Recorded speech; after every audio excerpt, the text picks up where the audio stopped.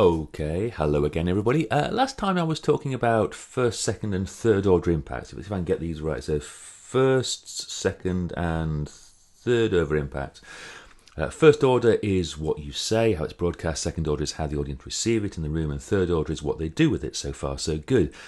And I mentioned at the end of the last video that sometimes you might have to sacrifice first or even second order in order to make third order impact. Let me explain what I mean by that and give you a couple of examples. So, for example, first order impact requires or conventional rules of first order impact at least, require your presentations to be slick, to go from A to B, to not look amateur, so that people trust you. And that's great.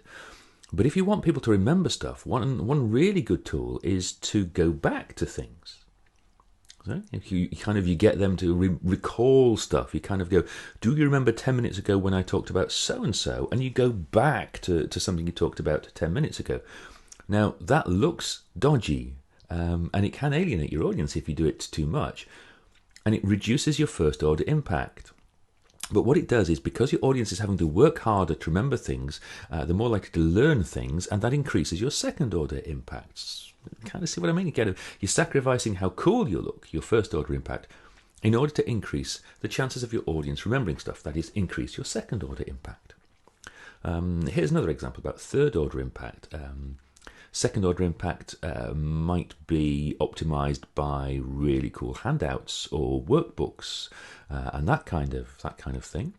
But third order impact might be to send them those things after the event so that they are reminded, let's say a week after the event, oh yeah, I remember I'm supposed to be doing something along these lines.